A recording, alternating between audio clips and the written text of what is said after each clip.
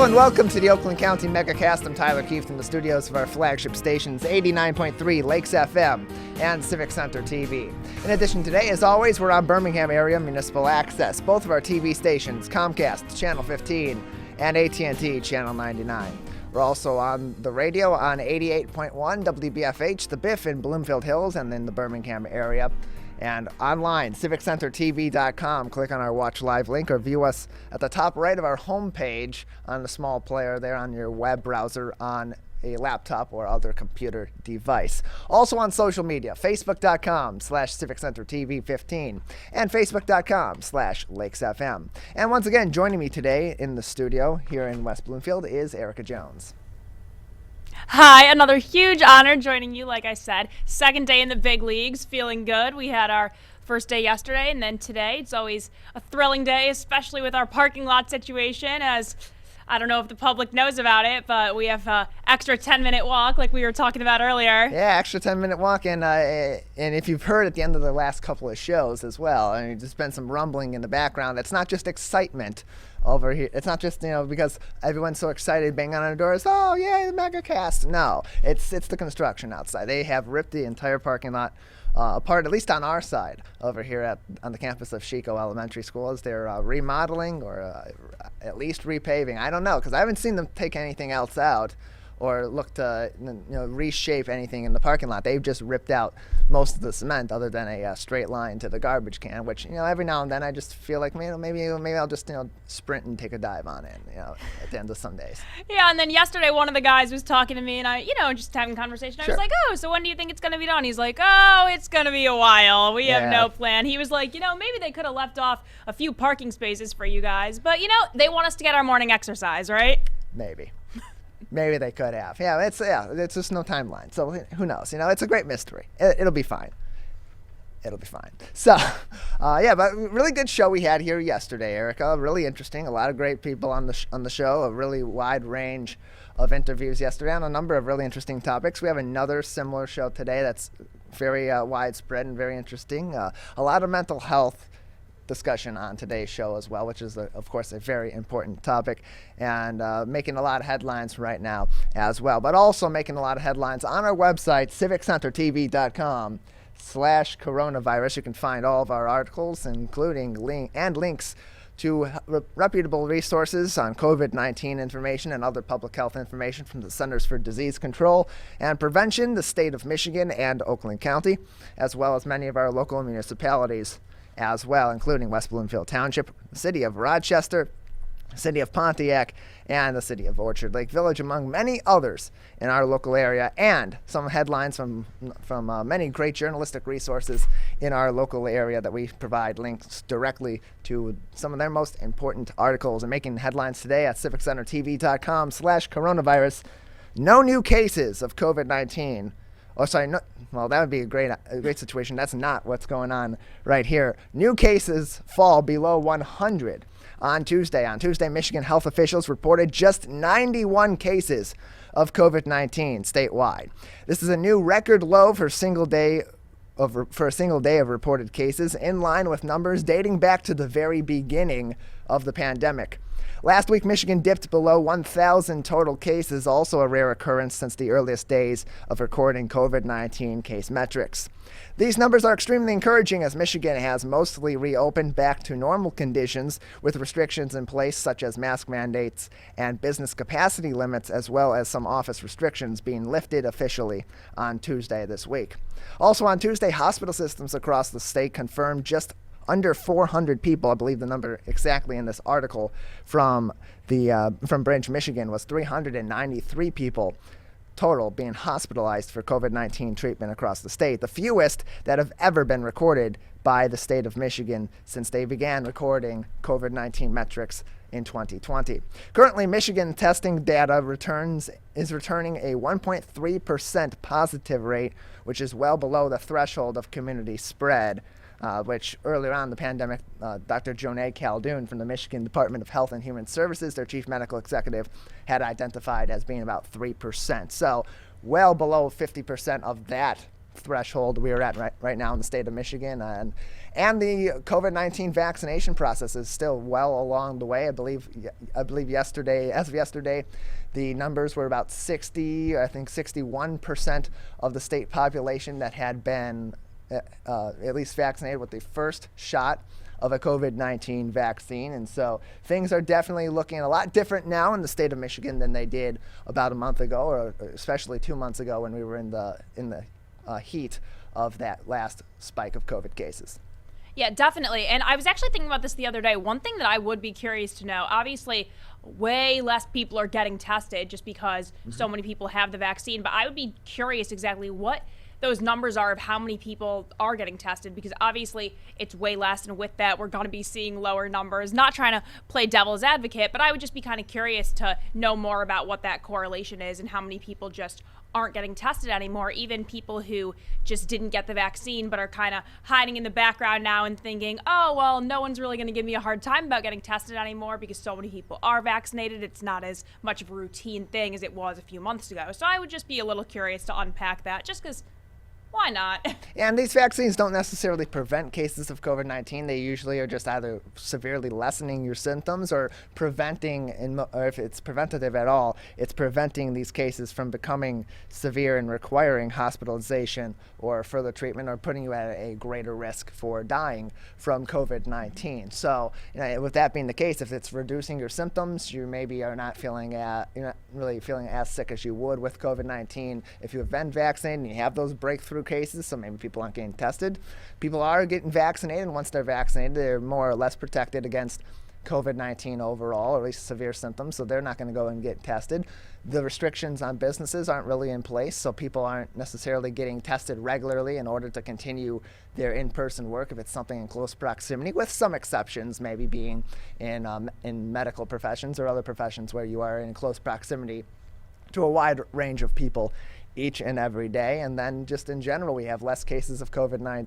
The positivity rate is significantly lower, and so people are generally healthier against the numbers of COVID-19. And we've had a lot of cases in the state of Michigan. We're coming out of a major spike, so a lot of people who have already had COVID-19 and have built up those antibodies that maybe are protecting them from getting secondary cases or further cases coming up. So a lot of factors that are playing in to these much lower numbers, but still a very positive outlook for the state of Michigan that was in a really bad spot just a couple of months ago. Also making headlines on our website, civiccentertv.com/coronavirus. Oakland County treatment courts have applied for nearly $1 million in state grant funding. Oakland County may soon see nearly $1 million in funding come its way for drug misuse, mental health treatment, and sobriety programs through the fiscal year 2022 Michigan Drug Court Grant Program. Per state website information quoted in this Oakland Press article, the funding should enable driving while intoxicated courts to promote public safety and contribute to a reduction in substance abuse and recidivism among nonviolent adult or juvenile substance abusing offenders, reduce reliance on incarceration within existing correctional systems and local jails, and establish monitoring and evaluation measures that will demonstrate the effectiveness of the program, and closed quote. Additionally, Oakland County's district court system applied for grants through the Michigan Mental Health Grant Program, aiming to focus on helping those with mental illness, developmental or cognitive issues, and more across the board. So as we have said, we're going to be speaking with several different professionals today on the show about mental health issues, but this is something that we've seen as be more of an initiative by a lot of different judicial systems and law enforcement systems, not just here in our local area or in the state of Michigan, but really across the board here in the United States, as we are reconsidering law enforcement, the means of law enforcement, the practices of law enforcement, and what is effective in preventing crime, and if crime does occur and someone does go into the system, preventing them from re-entering the system. And on top of that, most importantly in this case, is preventing the scenarios in which people do end up having these problems and getting into the systems that are at play. So hopefully our courts are able to get some of this funding and put some of these programs, many of them pilot programs in place. And on top of that, hopefully these programs will be highly effective in not only treating people that may have drug misuse issues or may have mental health issues that have not been properly addressed in the past, prevent them from having their cases snowball on throughout time and really horribly affect their lives, or at the very least prevent more people from being affected by these very serious issues. Yeah, absolutely. And, we'll unpack this a little more, I'm sure, as we go on later in the show with several experts, which you and I are not mental health or medical experts. So we'll get into that. But also, it's interesting. My dad is a criminal attorney, so we talk about this a lot, just dinner table conversation, super lighthearted topics to talk about. Yes. But, there's definitely a big difference between people who are out there just bluntly committing crimes and then people who really, yes, are committing crimes, but there's a deeper issue down there. It's a drug addiction or something that they really just need help dealing with, and not to excuse the behavior and saying that any crime is okay, but it's definitely something that we need to work towards, is getting people help with these issues so they don't continue to have problems. Yeah, I think that over the course of the pandemic, there's been a greater acceptance of the existence of mental health issues and the long-term effects of having these issues go untreated, whether it be a mental health issue or it be a drug issue, or in many cases those do go hand in hand and one impacts the other impacts the other, and when in combination they can be extremely dangerous for the person involved and could be problematic for a lot of other people as well. And so I think over the course of the pandemic, as people have been cooped up at home, as people have had their own mental health issues arise because or have been enlightened to some of their own mental health struggles over the course of the pandemic, that has created some sympathy and some empathy for people that are going through these kinds of situations, and in turn garnered some support for these kinds of systems being at least tested out, if not put into place, and maybe replacing some incarceration methods or other methods that go on people's records and further impact their lives in a negative way down the line. So hopefully we'll see these programs come to fruition, and the county can get some of these critical funds to run these programs. Nearly $1 million in state grant program funding could potentially be coming to Oakland County's court systems for these programs. Lastly, some very positive news for sports fans here in the Detroit area, as last night at the NBA's draft lottery, the Detroit Pistons got the correct combination, landed the number 1 overall pick. On Tuesday night, the Pistons won the NBA draft lottery, acquiring the first overall pick in the 2021 NBA draft, which will occur in late July. The Pistons entered the lottery with a 14% chance of landing the top pick, the highest odds, tied, of course, with the Houston Rockets and the Orlando Magic. The Pistons in the virtual lottery presentation were represented by Hall of Fame elect and 2004 NBA champion Ben Wallace. The presumptive number 1 overall pick for the Pistons will likely be Cade Cunningham, a guard out of Oklahoma State University. Among other potential pickups with the number 1 pick could be NBA G League guard Jalen Green, USC center Evan Mobley, or Gonzaga guard Jalen Suggs. This is the Pistons' 3rd time selecting number 1 overall in their franchise history, and the first time in 51 years. The last time the Pistons selected the first overall pick, they then took Hall of Famer Bob Lanier with the number 1 overall pick. 51 years ago, the Pistons have, of course, come up in the NBA draft lottery many times over the past decade plus, and have numerous times, as we've seen with other Detroit sports teams too, ended up in their draft lottery falling below their benchmark, where they would have been at least their lowest predicted spot based on the odds. So this time, the Pistons get very lucky. They get the number 1 overall pick, and at a great time as well, where they have a lot of young players, a bright future, and they could be bringing in someone that's expected to be a huge star in the NBA for years to come. Absolutely. And I'm a big sports girl. This makes me so excited because it's so exciting for Detroit sports as a whole, not just basketball, but obviously we've been struggling in Motown here for the past several years. And it's funny, the first year that Little Caesars Arena opened, my family, for whatever reason, for my dad's law firm, decided we should get season tickets. we could not get people to go to those games. We would even give the tickets away and people still wouldn't go because no one really wanted to see the Pistons. But we have this beautiful new arena down there. So aside from just the sports aspect, it's so good for the city of Detroit, and hoping that as we're building better teams, people are going to get back to actually wanting to go down there, go to a game. And, I know I'm a big baseball girl, but the Tigers have some great young pitchers, a lot of new faces. So hopefully across the board, we can start seeing Detroit sports really make a comeback. And I think these are the first steps to that. Yeah, and look, it's been frankly a depressing time in Detroit sports history, and fans here are very frustrated. But there's a lot to be looking up to right now in the future for all of our Detroit sports teams. You look at what Steve Yzerman's doing with the Detroit Red Wings, acquiring a lot of really talented young players, maneuvering the assets that the Red Wings have, and trying to build a future. And he's done it before in Tampa Bay, a team that's been the Tampa Bay Lightning, of course, in the NHL, that's been sustaining success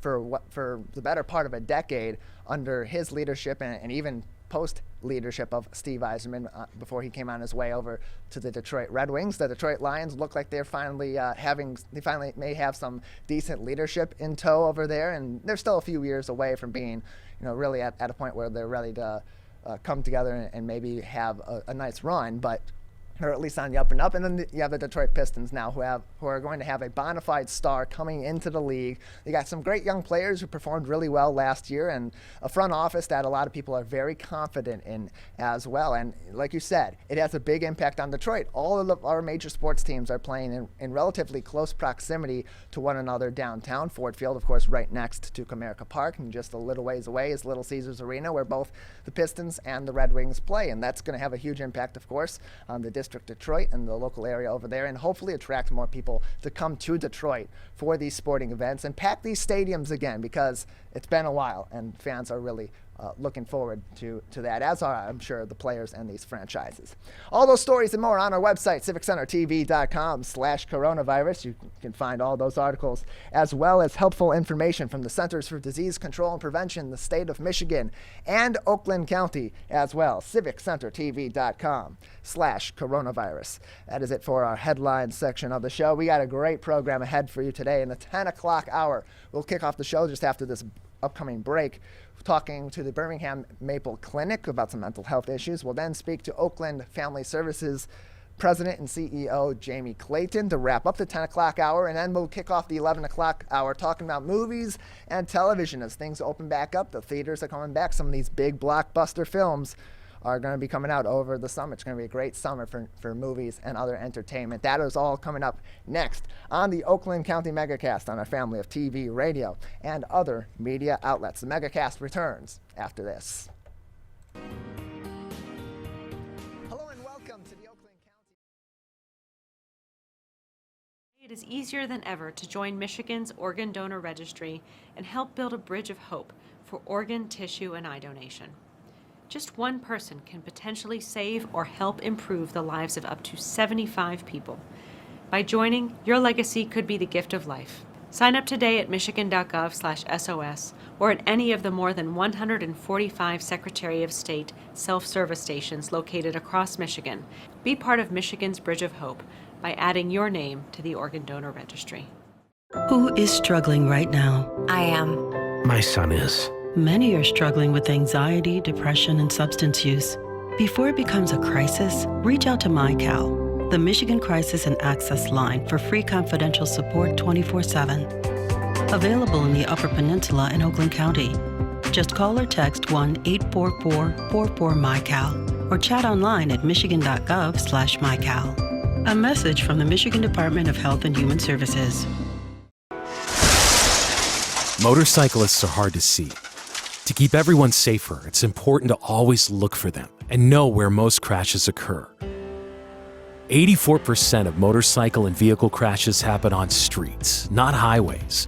And most crashes with motorcyclists occur when vehicle drivers are turning left. So before turning, especially to the left, make sure you look for motorcyclists. Then look again. It could save a life.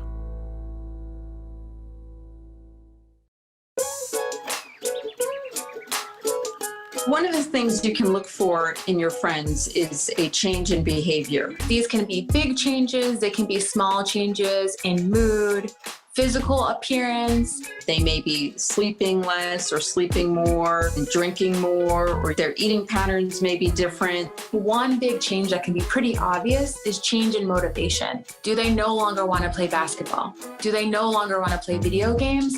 Now that we're spending more time online and in virtual settings, it's really important to pay attention to the language that your friend is using and the words they're using to communicate. So when we text our friends, are they taking longer amounts of time to respond? Are they not responding at all? You don't have to be an expert to try to recognize these signs. The second that you feel it in your gut and that you're concerned, that's the second to have the conversation and open the door to what might be going on. Whatever gets you talking.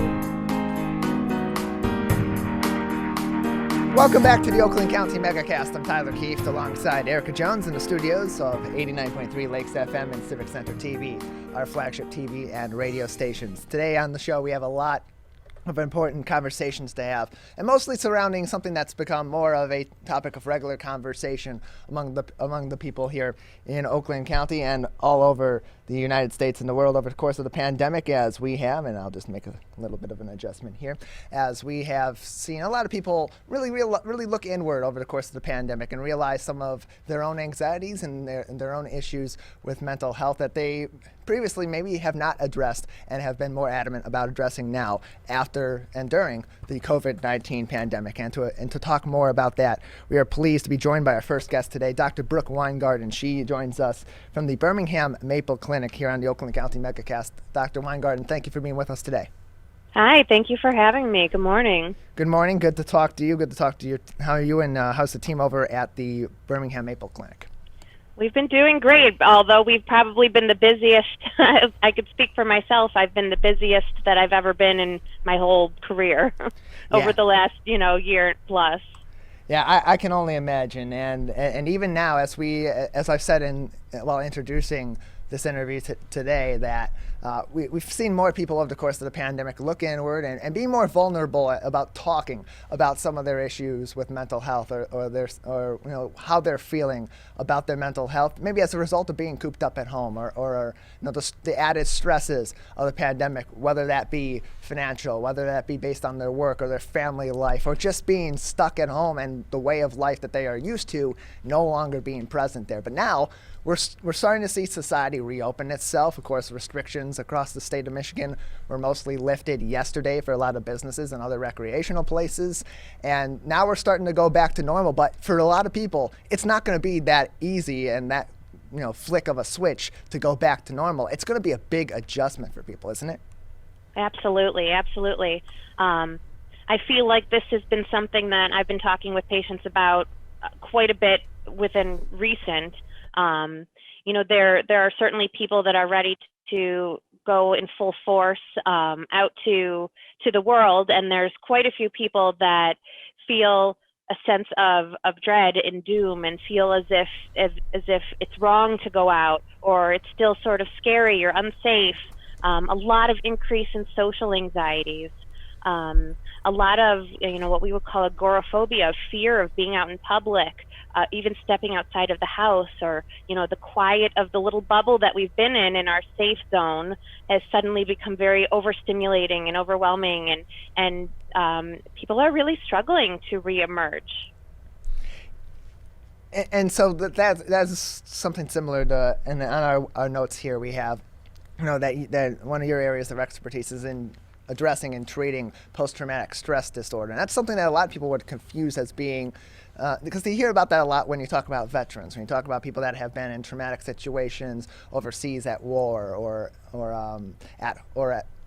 in violent situations maybe at home. And so but it's not necessarily the case. Post-traumatic stress disorder is something that can occur in anybody. And what are some common areas in regular life that we see this disorder be triggered in some people? So yes, it's absolutely true that we can certainly see post-traumatic stress in some of these very severe traumatic events in life, but traumas can occur in many areas, even in people that are not in war, people that are not in such severe situations. While those are certainly the more common that we think of when you say post-traumatic stress, we actually see it in many different situations. The disorder can be in any kind of overwhelming, terrifying, or traumatic event, and that is very subjective to the person. PTSD itself is a classification of trauma and stress-related disorders that develop when a person themselves experience threats of death or injury, either to themselves or to somebody close to them, when they're exposed to vivid details of a traumatic event. And especially this year, we've really been exposed to quite a bit of, people who have gone through, such traumatic experience, with COVID, having COVID, fear of COVID, financial fears, certainly people who have been in quarantine in domestic violence situations or hunger situations, any kind of situation that is so highly stressful or traumatic, and seeing others in those situations can really trigger a post-traumatic experience. And these situations, a lot of the times, when we're speaking about, in the context of COVID-19, but really even before that, these are not necessarily new situations. Some of these were just exacerbated by the pandemic itself. So how do we as a society, as we're coming out of the pandemic and we kind of try to put COVID-19 behind us and in some ways forget about it without necessarily ever really truly forgetting about it, how do we address these issues that may have already been in place before the pandemic, while also taking into account that COVID-19 is also going to have had a major impact on these people? Right, absolutely. And there certainly are people who have had traumatic experiences within their lives, and this experience has been a major trigger, and then those where this experience themselves has become their trauma. And I think, something that I really enforce with my patients, first of all, is baby steps. We have all been through this, relatively traumatic situation for ourselves and for our families and the world, really. And it's important to not be so hard on ourselves as we're trying to reemerge. There's going to be a lot of people that can't just jump out into the world and have everything be exactly as it was, because nothing is exactly as it was. So, taking it easy, baby steps to reemerge, sort of doing little bits at a time. And for some people that would be enough. And for other people, when they're really this triggered, having a little extra support and knowing that it's time to call a psychiatrist, a psychologist, to get a little bit of extra care and support is going to be very important, because sometimes our brains are able to deal with certain things and move forward, and sometimes it really does need a little bit of extra care in order to process and move forward. Dr. Brooke Weingarden with us on the Megacast. She is from the Birmingham Maple Clinic. And Dr. Weingarden, when is it time to make that call, or time to consider making that call to a professional like yourself, others at the Birmingham Maple Clinic, or other medical and psychological facilities across our local area? So that's a great question. I think it's really important to look at the overall functioning. If you are noticing that you are not sleeping and you are not eating the way that you normally would, you're not as interested in engaging with your friends or your family, you might be isolating more, you're starting to have flashbacks of some of the traumatic experiences or nightmares that are keeping you up, avoiding different situations or topics that bring up these triggers, or starting to just feel overall negative about yourself, the world, feeling shame or guilt, any of these kinds of changes that really would be affecting your overall functioning, those are major symptoms of PTSD. And when it's interfering with your daily life, then that's really time to say, I think it's time for a little extra, intervention and help. So on the topic of treating PTSD and other anxieties, just as we continue the conversation about mental health as a whole, which has a huge spotlight, especially in the past year and a half, how do you know if you are seeking help, you're seeing therapy, how do you know if that therapist isn't necessarily working for you, because not every therapist is the right fit for every person. So just because you're seeking therapy doesn't necessarily mean they're going to fix all your problems. You go to a few sessions or whatever. At what point do you think you can maybe scratch your head and say, maybe I need to see someone else. Maybe this isn't a great fit for what I'm dealing with? So that's such an important thing to emphasize. And I like to have this conversation with patients all the time. You're absolutely right. Not every, there could be an amazing therapist and it's not right for a particular patient. If somebody, it's a lot about clicking and about the fit and about making sure that you feel comfortable and that it's somebody that you feel like you can speak with. And if you don't feel comfortable, if you don't feel like you're able to connect, then you may not get as far with your treatment. Certainly therapy is a process, and it's not going to be just a couple of sessions and everything's going to be better, because that's not the way it works. You come with a lifetime worth of things that you are trying to process, or even a very significant event. Of course, a couple of times is not going to make or break it. But if you're not feeling comfortable and if you're not feeling connected, then it may not be the right fit. And it's not offensive to anybody. You have to feel like you're comfortable, and you have to feel like this is a situation that you can work with. Some of the very best therapists, with some of my very best patients, it just may not be the right fit. So you have to find somebody, and sometimes it takes a couple of tries, but once you do, it makes a world of difference. Yeah, absolutely. And do you think it's the obligation of the therapist or of the patient to be the one to recognize, hey, maybe this isn't a great fit for me? Are there situations where the therapist is the one to say, I don't know if I can help this person, even if they realize, even knowing that, of course, they're experienced, they've helped a ton of people, but they realize that someone's situation is out of their hands? Do they have an obligation to step up and say that they can't work with someone anymore? Well, absolutely. I think that it comes from all angles, and certainly some patients are more or less comfortable saying that to a treating physician or a treating therapist or whoever they're working with. They may not be comfortable bringing that up. And if they are, that's really helpful. And I always encourage my patients to speak with their therapist, and if there's something that's not right, to let them know. But a therapist or a physician or whomever you're working with, even if we're not feeling that the connection's there, if we don't feel like it's the right fit, there are many times where we might say, I think that I might not be the right person for you. This seems like it may not be the right fit. Let me give you some other referrals of someone that might be a better fit or might address your specific concerns in a better way for you. And that's not, there's no hard feelings. And that's important to emphasize, because I know patients are often afraid to bring things like that up.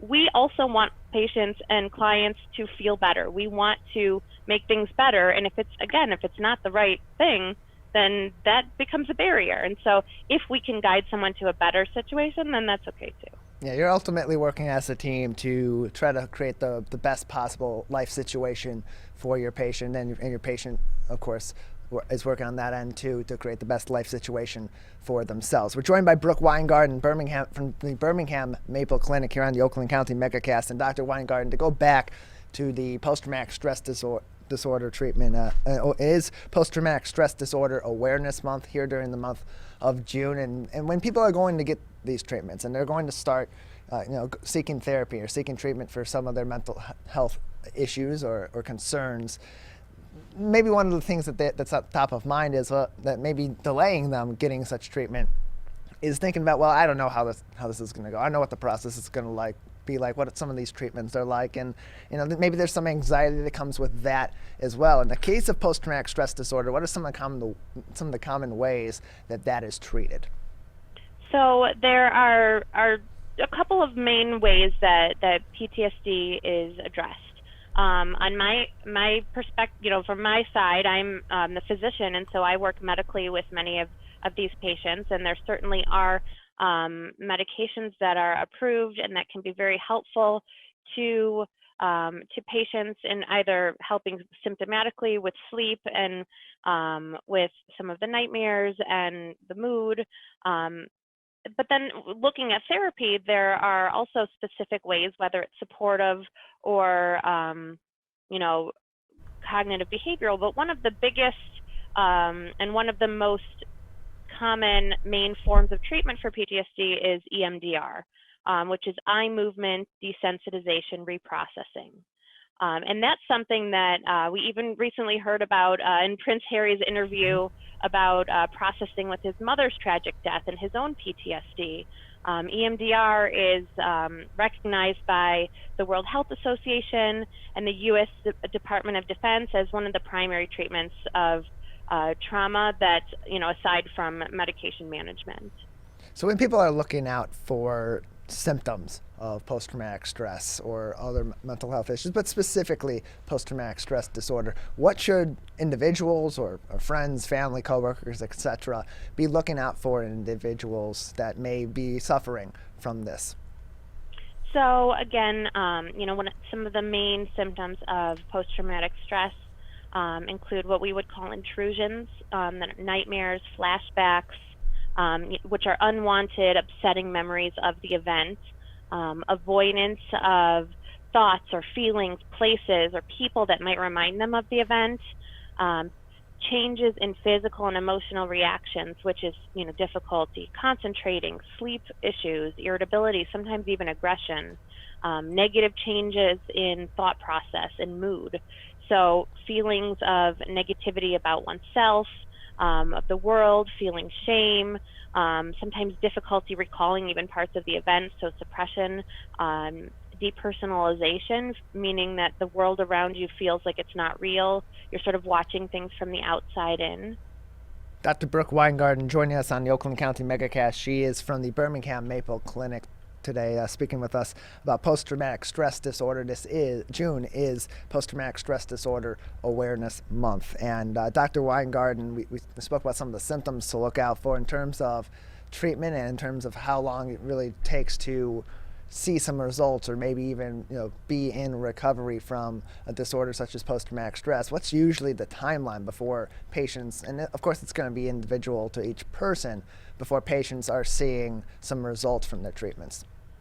It really is very individual, and it depends on a number of different factors. If we're looking at medications, it depends. Sometimes the first thing that we try is wonderful and helpful, and that's very exciting for us. Sometimes it's not the right one and the body just doesn't respond to that, and we have to consider other options, and it's a little more of a journey.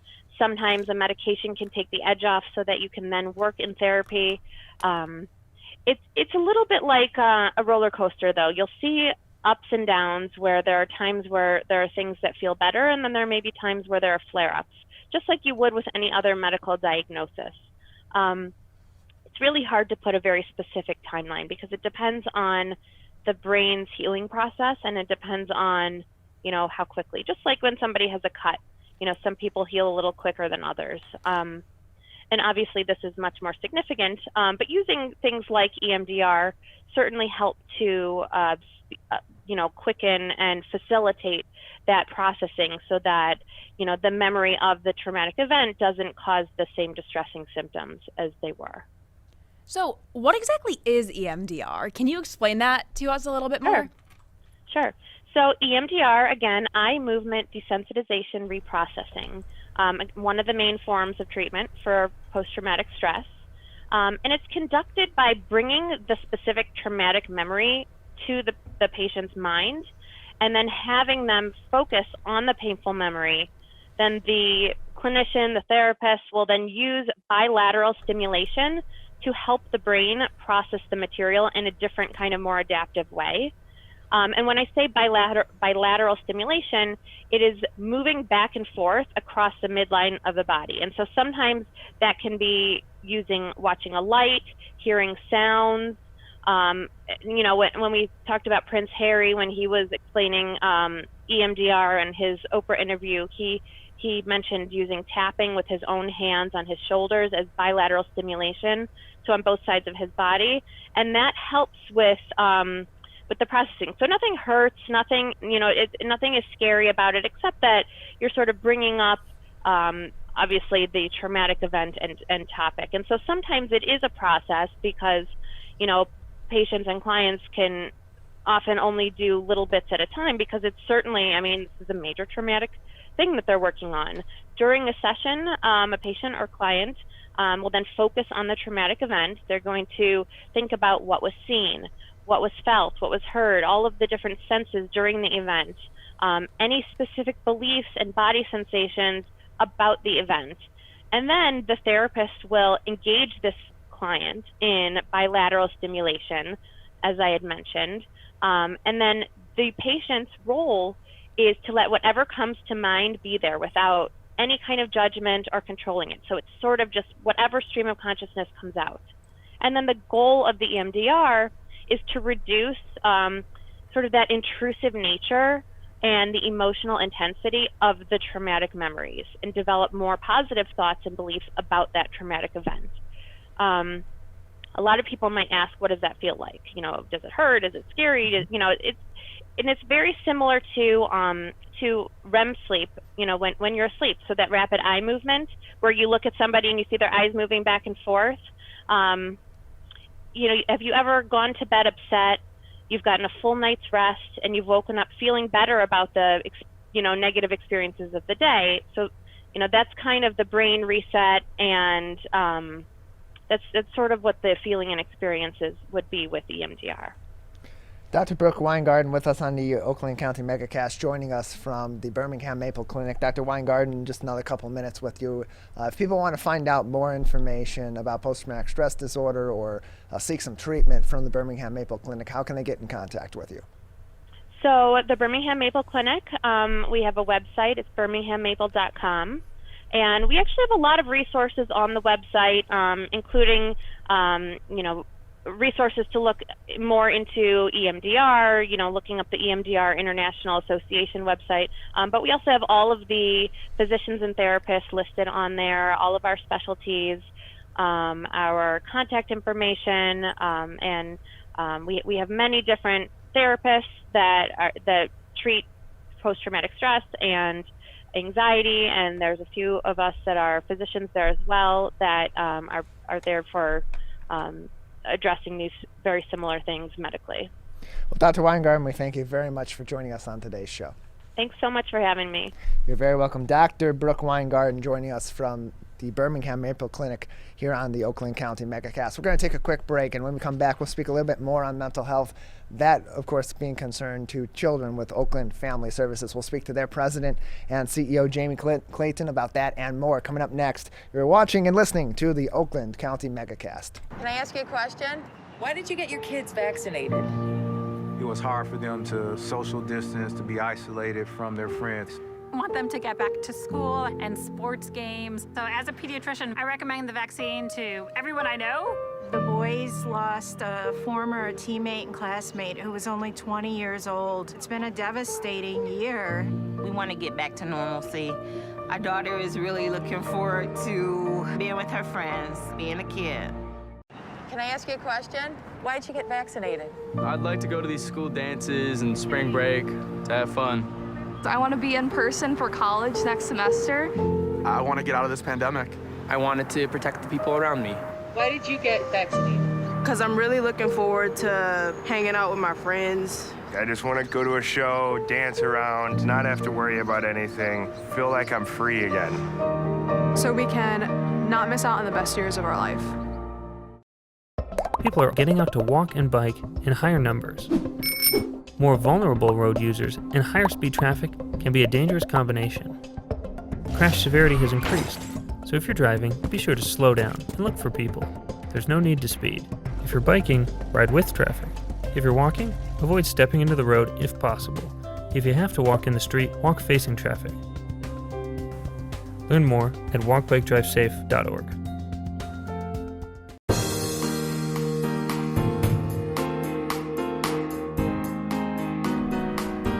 Welcome back to the Oakland County Megacast. I'm Tyler Keefe alongside Erica Jones in our flagship studios here at Civic Center TV and 89.3 Lakes FM here on the Oakland County Megacast. And before the break, we started talking about some mental health treatment as we're coming out of the pandemic. And coming out of the pandemic is not just affecting us adults; it's also affecting our kids and their lives. Not only their summer activities, but their lives at home as well. And joining us now to speak more about the impact of the COVID-19 pandemic starting to wind down on our children is Jaimie Clayton. She is the president and CEO of Oakland Family Services. Jaimie, thank you for being with us today. Hi, thanks for having me back again. Good to have you back. How are you, and how's the team over at Oakland Family Services? We're doing great. We're starting to roll back on site like everybody else, trying to decide what the new normal is going to look like for ourselves and our clients. So over the course of the pandemic, the services from Oakland Family Services for individual families and individual children and of course all the general services of your organization didn't stop. They were just done in a different way. Now that we're starting to come out of the pandemic, many of the restrictions that were in place from the Michigan Department of Health and Human Services due to COVID-19 have been lifted, especially many of them as of yesterday, including the mask mandate. How is that impacting how Oakland Family Services is going to continue its services to families and to children in our local area going forward? So we're balancing that return, and we're even balancing which part of those restrictions we're still doing. So for example, we're still doing a mask mandate right now, and we have 2 preschools which are transitioning to summer camps that I can talk about a little bit further. But the recommendations are still for kids to indoors 2 and above wear masks, because as we know, they cannot get vaccinated.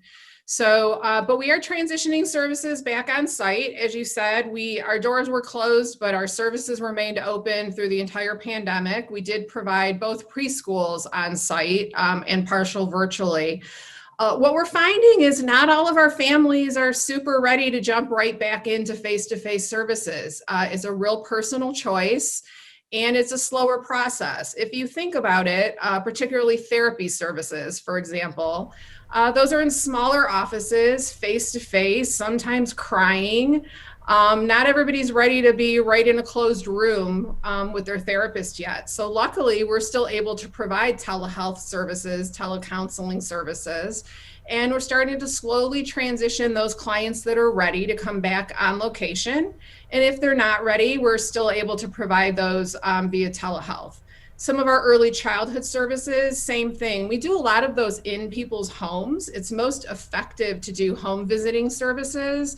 Some people are ready to have us back, and some people want to meet outside, for example, and get their parenting skills and those support services out on the front lawn, and that's fine. We're happy to do that as well. So we're really trying to meet people where they are and still keep both our clients and our staff safe. Jaimie Clayton with us on the Oakland County Megacast. She's the president and CEO of Oakland Family Services. And Jaimie, the last time we had you on the show, you mentioned how over the course of the COVID-19 pandemic, one of the greatest concerns of your organization and other organizations that are working particularly for at-home services for children was that they're not being checked up on as regularly because you can't send people out due to the health restrictions that were in place, the precautions that were in place. And now as we're into the summer season and kids are going to be more regularly at home once again, parents are starting to go back out into regular life or even are going to continue to be at home. Now that you're able to go back out, are those regular checks being made again? And how critical of a time is it right now, especially over the summer and coming out of a pandemic with all the stresses that are mounting and being released, to have those checks being made at this time? Yeah. So just for clarity, we were still doing the foster care and adoption checks I think you're talking about. So the state still required us to go out virtually during the stay at home, but then we did go. But you're right. What we were talking about was there's about 50% less kids being reported through Child Protective Services for abuse and neglect. And that was really about kids not being in school, not being seen by neighbors in the same way, not going to their pediatrician's offices.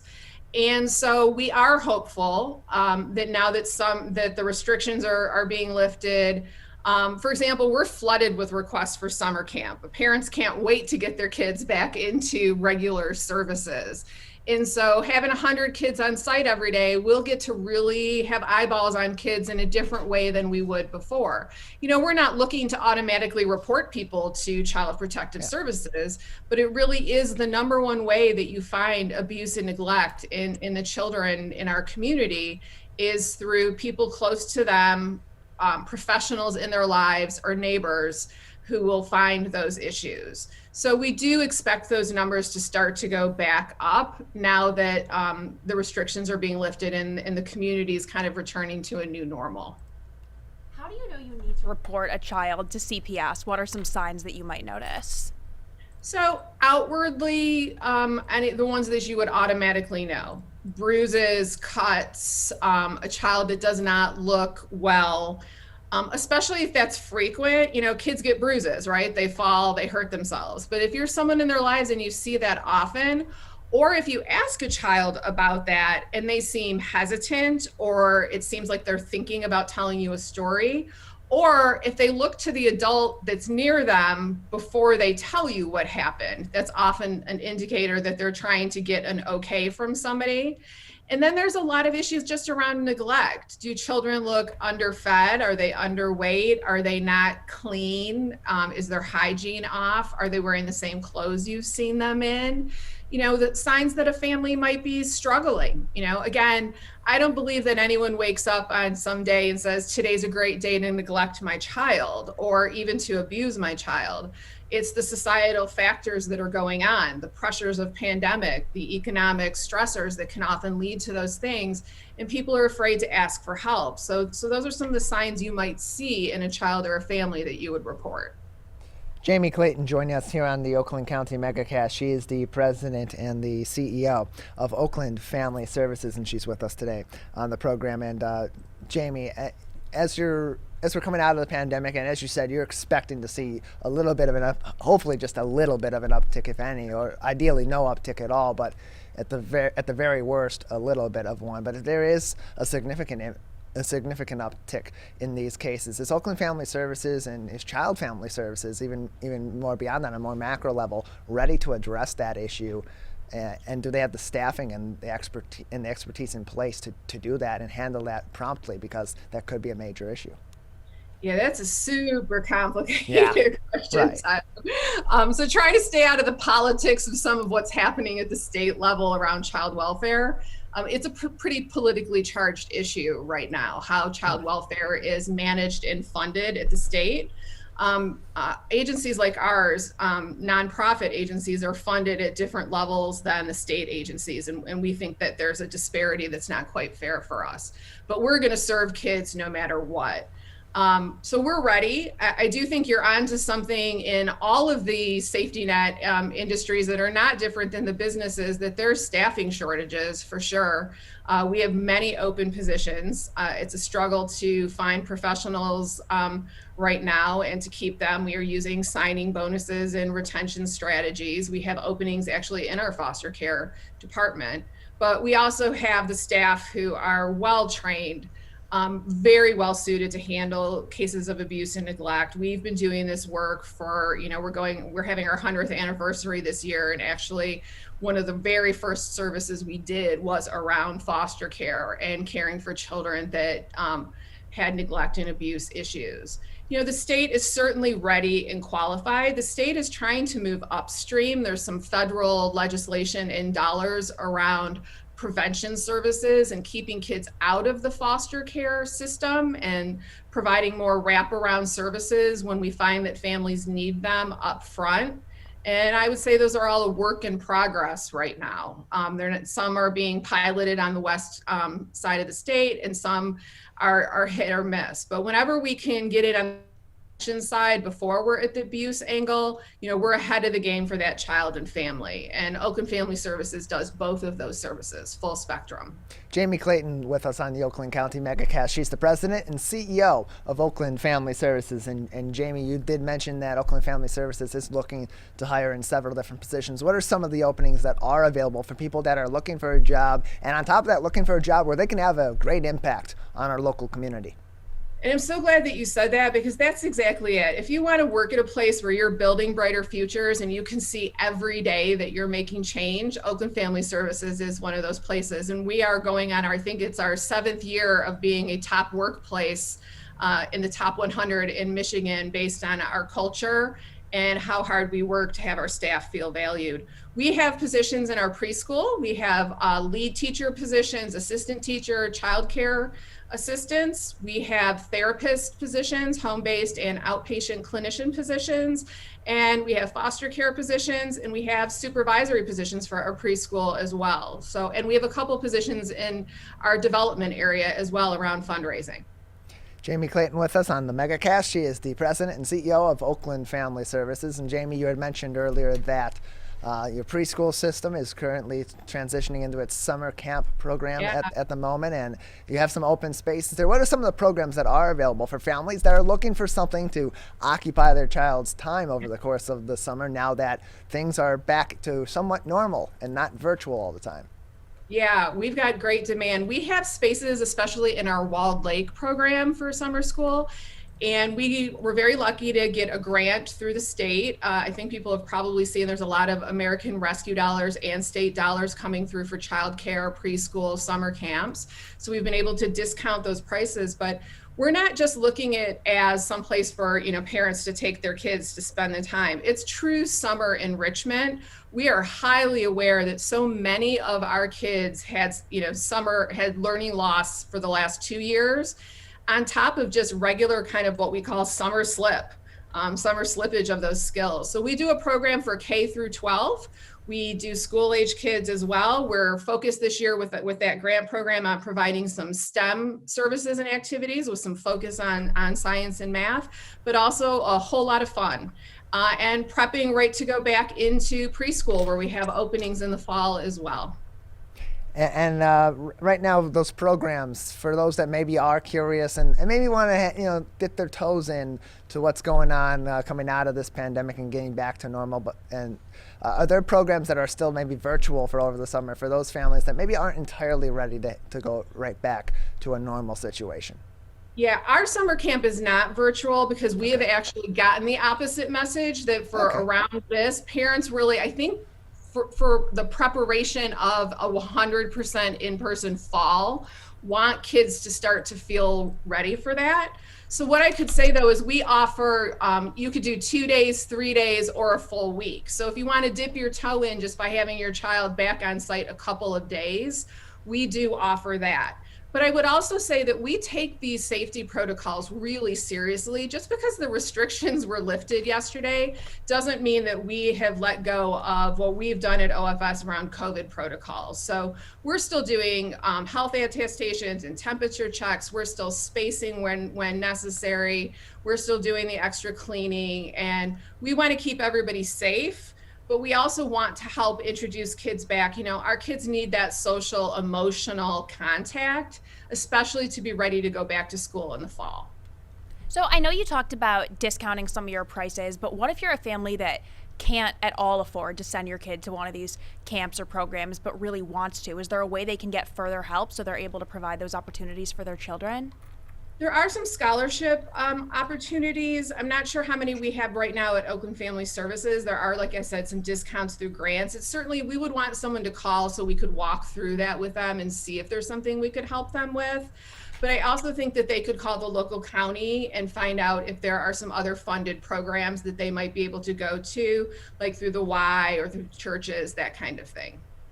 Jaimie Clayton with us on the Oakland County Megacast. She's the president and CEO of Oakland Family Services that's celebrating its 100th anniversary, and you got some events that are also coming up soon to help the community join in on celebrating 100 years of Oakland Family Services. Can you give us a little bit of a rundown on what some of those events may be and how people can get involved?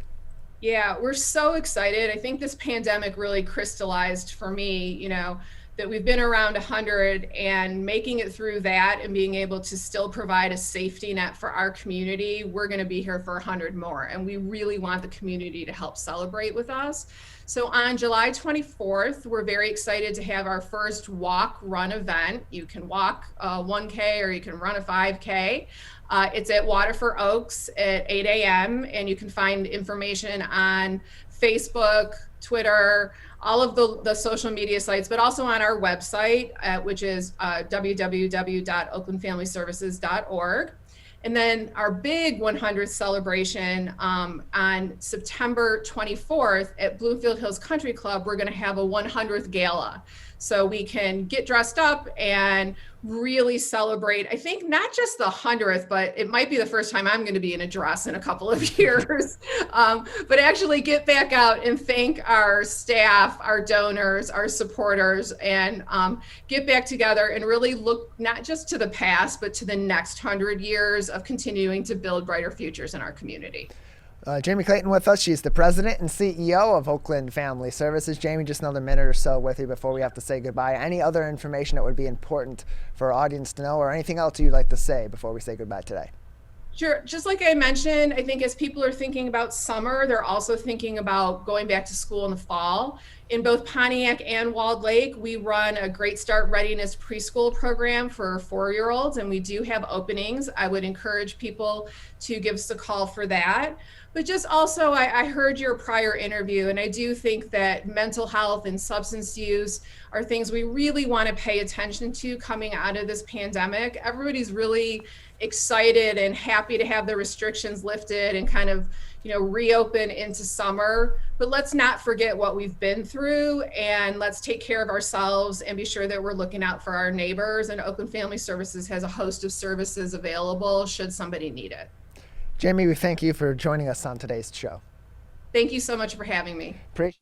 Appreciate having you on. Jaimie Clayton, she's the president and CEO of Oakland Family Services. We're going to take a quick break, and when we come back, we're going to start off the second half of the show talking about some of our favorite ways of being entertained at home, movies and television. Later on in the show, we'll talk about some more entertainment that also is going to be helping to say thank you to some of those that have been the most important in our society and keeping us safe over the course of the COVID-19 pandemic. That's coming up next on the Oakland County Megacast. You're listening to us on 89.3 WBLD Orchard Lake and 88.1 WBFH Bloomfield Hills.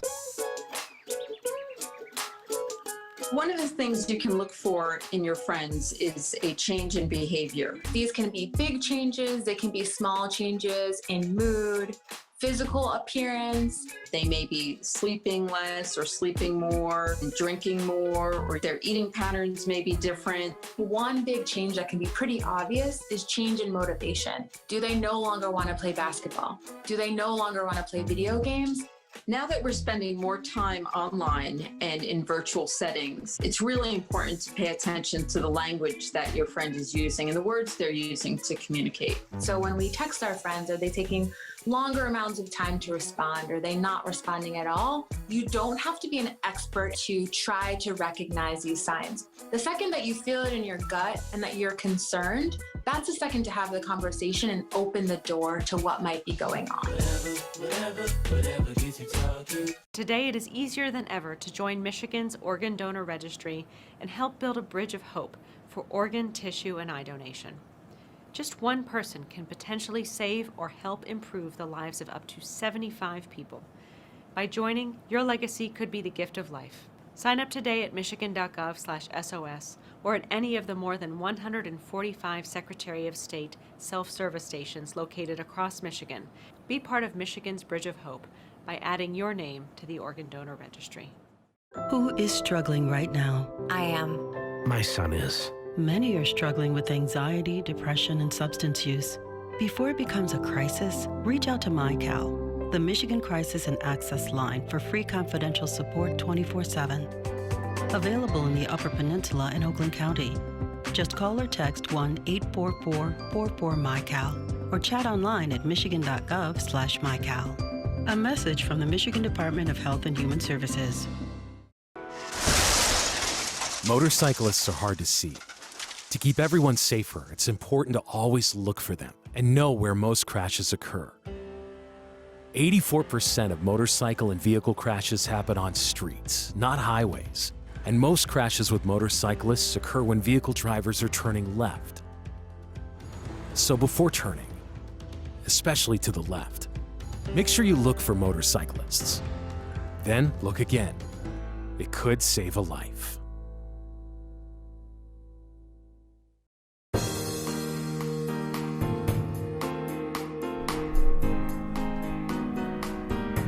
Welcome back to the Oakland County Megacast. I'm Tyler Keefe alongside Erica Jones in the studios of our flagship stations, 89.3 Lakes FM and Civic Center TV. As always, you can join us as well on Birmingham Area Municipal Access and 88.1 WBFH The Biff each and every day here on the Oakland County Megacast live, 10 a.m. to 12 noon, Monday through Friday. But you can also find all of our episodes on our website, civiccentertv.com. Just click on our Megacast link at the top of the page and then scroll on down, full episodes and interviews, and sometimes we'll have some short clips up there too if we have some really important quotes that come by here on the Oakland County Megacast, which we often do.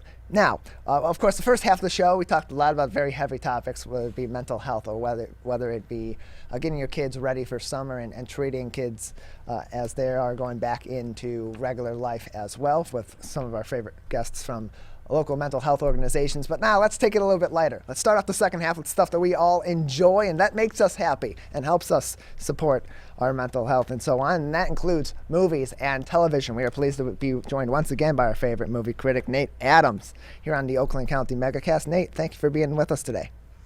Tyler, Erica, how's it going? Going pretty well. How are you doing? Hey, having fun. You know, last night was the first time I saw a movie in a packed theater, full capacity, sold out screening, and it was very invigorating. Well, of course, yesterday was the first day in Michigan where a lot of those restrictions, whether it be capacity limits or mask mandates and so on, were officially lifted. And so now for the theaters, as they were anticipating that, how were they coming along and getting ready for that, and were they expecting to see a big boom coming out of the restrictions here in the state of Michigan? Well, it's funny you say that. So it was the new Fast and Furious movie. It was a press screening where they invite audience members and they pack it in. And I actually don't think that they were ready, because this particular theater on Tuesday is kind of their loyalty members day. So okay. you get free popcorn too on top of like $5 tickets. So a big movie that's coming out this weekend, on top of it was in like its largest auditorium. When I arrived, it was the first time in about 16 months that I had seen a line almost out the door waiting for concessions, because I'm presuming that they, were trying to get back in that groove. It was nice to see. It was nice to see kind of that return to normalcy. So I think as the weeks are coming and the movies and the pipeline is looking really strong for content, I think you're going to start seeing that more and more. Movie theaters are going to start booming again. Nate, I need to know, before we jump into actual movies, you talk about concessions. Obviously, when you go to the movies, you're not there for the food, but what is your favorite thing to get from a concession stand in a movie when you walk in, or do you sometimes skip that and just go straight to the movie? Well, last night I had to come back out because the line was so long and I couldn't miss the start of the film. But my go-to, I love, obviously popcorn is the number one. But the trick for me is that I have to get the nacho cheddar seasoning, the popcorn seasoning that goes on it. It is a game changer for me. And I just kind of did it on a whim one time, and I will never have popcorn without it. So that is kind of my go-to. Nate Adams joining us on the Oakland County Megacast. He is a film critic from theonlycritic.com. You can also find some of his reviews on Rotten Tomatoes as well. And Nate, as we're heading into the summer season and things, at least in the United States, are looking like they're going back to normal and in full swing, and it's a different story for other places all over the world, but in the American film market that has really seen all of its big blockbuster films over the last year and a half or so be pulled out of circulation. As we're going into summer, which is already usually a big time for movies, are you expecting this to be a major blockbuster season, the likes that we haven't really seen in a long time? So I think even before the pandemic happened, 2020, which was last summer, was kind of already shaping up to be a rebuilding year for film, because 2019 we ended Avengers Endgame, like that came on, like we were just kind of riding that wave, and we were like at an all-time high. It didn't break records, but it was pretty robust, and so like the 2020 slate was already kind of going to be like, you saw something like we were always going to get Fast and Furious 9, Black Widow, which is like an origin story, Jungle Cruise, like a lot of smaller scale films per se. I mean, Black Widow's not smaller scale, but you know what I mean. It's not the same level as Endgame. So a lot of those films are now, that didn't get pushed to streaming services, are now coming out this summer. And I don't think we are going to see, because usually a benchmark, right? You want to see a film open to $100 million. Mm-hmm. I'm not sure we're going to get that this summer because a lot of the films, including Black Widow, have streaming components. Like Black Widow is going to be available at home on Disney Plus as well as in theaters for a $30 fee. Now, how many people fork over the $30? Personally, I'd rather see Black Widow in a movie theater. Is to remain to be seen. I still think it's going to do a decent chunk of change because it does have that big screen kind of component to it. Fast and Furious 9, which opens this Friday, is only opening in theaters, so that is actually going to be the true test of what the benchmark is going to be for this season, because that is a huge blockbuster franchise with a lot of built-in appeal. And if last night's screening was any indication, I think audiences are going to be craving that kind of big octane adventure. So I really don't know if we're going to till next summer or this Christmas are we going to actually start seeing huge numbers again. The fall is very robust. But until you get to December and the next Spider-Man movie comes out, that is really, I think, the next film that has a true chance at cracking $100 million in the 3D opening weekend, and then we'll ride the wave from there. So I don't know if this summer is going to be huge, but I guess we'll just wait and see. And as we are going into the summer, and some of these movies are going to be put back into circulation to be released in theaters, are you expecting to see that format of of having that mixed release at home and in the theaters continue on, at least through the summer, and even beyond that? Do you expect this to be something that sustains itself after the summer and after the pandemic as well? Yeah, I think this is going to become the new norm. I think it's going to be a case-by-case basis. In the case of Black Widow, Disney, obviously, their Marvel pipeline is so interconnected, especially now with their TV shows that are debuting, that they really couldn't keep delaying Black Widow because it's so integral to their timeline. So I think you're going to start seeing, some movies will only be streaming. Like Luca, which was a Pixar release, only got a Disney Plus release last week, didn't go to theaters. So it's going to be case by case, and I think that's going to continue happening unless so your big budget films, your franchises are going to only be in theaters, and then I think a lot of the smaller stuff are either going to have hybrid releases or they're going to just go to streaming a lot sooner, like 2 weeks after it's in theaters if it doesn't do very well at the box office. It's a tricky landscape, and this has been happening for a long time. It just kind of took the pandemic to accelerate these new release models. So I think it's going to still stick around well after the pandemic, what films those are, because we have seen with certain titles like Godzilla vs. Kong that streaming and theaters can coexist because people still went to theaters even though that they could watch it at home. Same with the last Conjuring film, because Warner Brothers adopted that release strategy this year that all their films are going to release in theaters and on HBO Max. Now next year they say they're going to get rid of that. We'll see when 2022 rolls around. You said hybrid release. What exactly does that mean? I know we hear the word hybrid so often the past year and a half, but when it comes to releasing a movie, can we unpack that a little bit? Yeah, so there are a hybrid release is just basically like a simultaneous streaming and theater release. Now, usually back pre-pandemic times, the before times, those films the theaters refused to play movies that released and streaming in at home. The NATO, the National Association of Theater Owners, had a strict 90-day window policy, which means for 90 days your film had, and before the 90-day window it was like 180 days. Back in like 1999, The Sixth Sense, I think, came out in August, and it wasn't on video until like April of the following year. So like it's really adapted, but it was 90 days. If your movie didn't abide by the 90-day window, then they wouldn't play your film. They did not like stream. That's why Netflix was a big disruptor. They would not play Netflix films because 2 or 3 weeks later they wanted it on their streaming service. Now you look back, the hybrid release is now starting to become kind of accepted because now theaters, they don't have any leverage. They see it as, well, at least we're getting some content. We might as well try and get some money out of it. Like they could not afford to play Black Widow this summer, even though it's going to be available at home same time. Like they have to play those films because they need something. They need some type of revenue. So hybrid release just really means a simultaneous dual release streaming in theaters.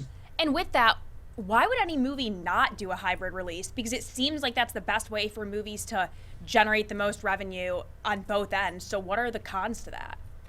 Well, it cannibalizes ticket sales. Like your Fast and Furious films, they need huge grosses not just domestically. They need it overseas. Like the Fast and Furious franchise is billions and billions of dollar grossing franchise. So the idea is if a movie releases dual, like something like Fast and Furious, I'm not saying like the smaller films, like, your Trial of the Chicago Sevens, your Nomadlands, like those dual releases kind of make sense because they're smaller films and they don't necessarily need the theatrical component. It's nice, but they're not necessary. But Black Widow, Fast and Furious 9, all those, they need grosses like to break even, to get into the black. So if it's released at home early, the fear is that piracy is a big thing. A clean, crisp digital copy is going to be uploaded on the internet and cannibalize ticket sales, and thus it's going to hold it back from making money quickly. But now, so Disney, with what they do is the $30 Premier Access fee that they charge, to watch Black Widow at home. Disney gets to keep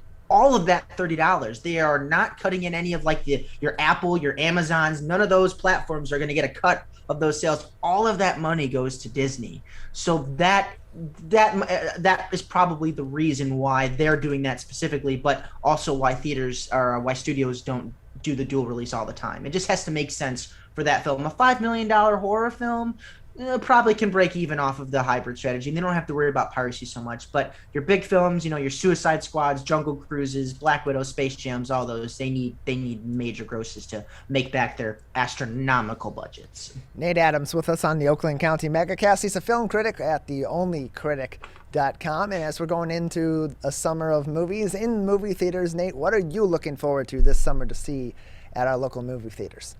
So my most anticipated film is it's from M. Night Shyamalan, and it's called Old. And now I don't watch trailers, but I've read the synopsis, and and M. Night Shyamalan has been obviously hit or miss. He gave us early like The Sixth Sense, Signs, Unbreakable, all those films with he kind of perfected the twist ending, and then he kind of hit a rough spot with The Last Airbender, The Happening, Lady in the Water. All those were just kind of, but he's kind of had a little bounce back recently with Glass, Split, and The Visit, which I kind of like. And I love an original horror film, and I just love an original movie. Like, it's one of the few movies coming out this summer that A, is going to theaters only, and B, is not based on some type of existing property. It is an original film, and in this day and age, that is something that we have to celebrate. So that is probably my number one. I was looking forward to Top Gun Maverick, but Paramount pushed it to November, so I got to wait for that. And then that's probably the top of my list.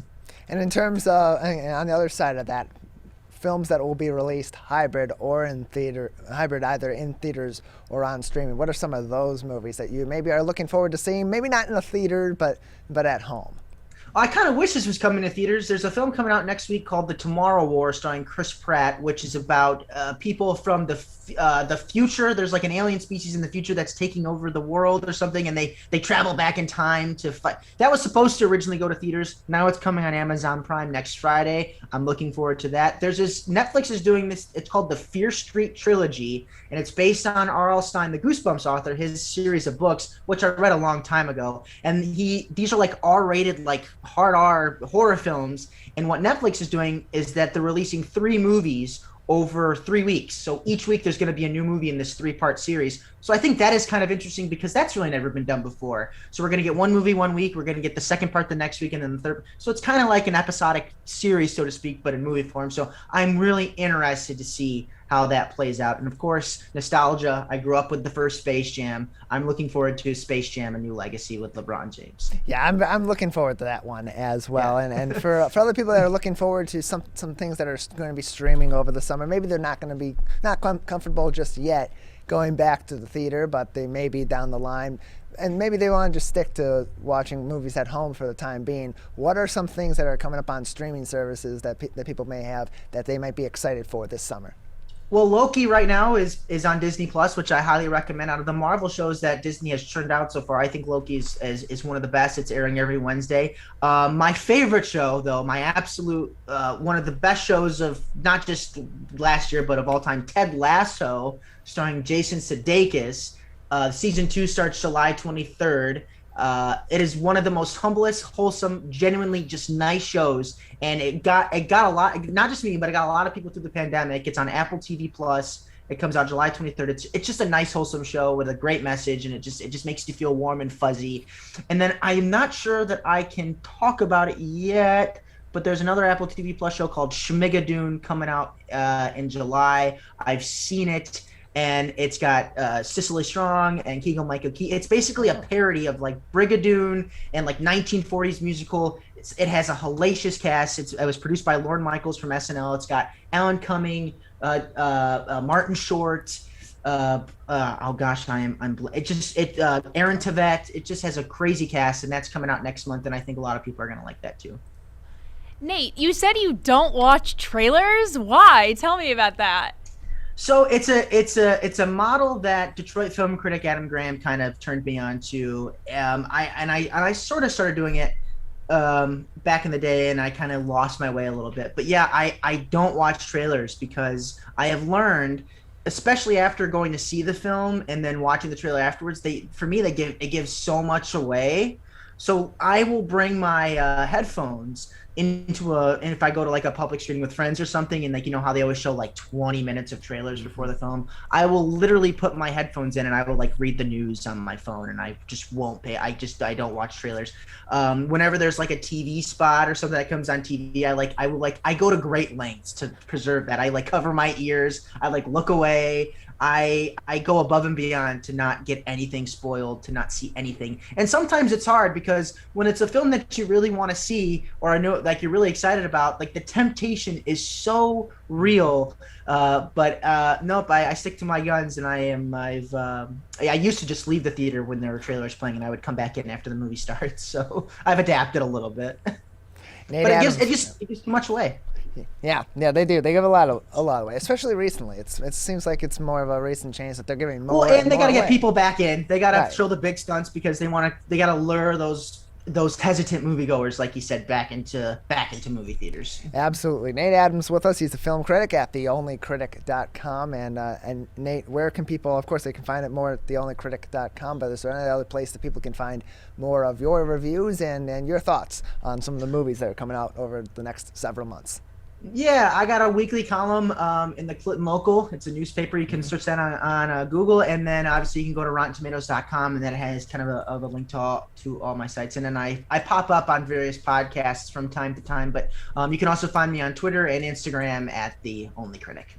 Nate Adams with us from theonlycritic.com. He's a local film critic. Nate, anything else that you'd like to say before we let you go today? No, just go and support your local theaters now that they're coming back and robust, and savor that big screen experience. I promise you. I mean, obviously, feel comfortable with what you want to do. I mean, I've been vaccinated, so obviously I'm okay going out and about and doing that. So, but there's a lot of options at home this summer too, if you do not feel comfortable going into theaters as well. Well, Nate, thank you very much for joining us today. Tyler, Erica, always a pleasure. Thanks so much. Thank you. Nate Adams joining us. You can find his reviews online on theonlycritic.com. We're going to take a quick break here on the Megacast and talk about some events that are going on outside in our local area. Next up on the show, we'll be speaking with the supervisor of Orion Township. That is coming up next here on the Oakland County Megacast. One of the things you can look for in your friends is a change in behavior. These can be big changes, they can be small changes in mood, physical appearance. They may be sleeping less or sleeping more, drinking more, or their eating patterns may be different. One big change that can be pretty obvious is change in motivation. Do they no longer want to play basketball? Do they no longer want to play video games?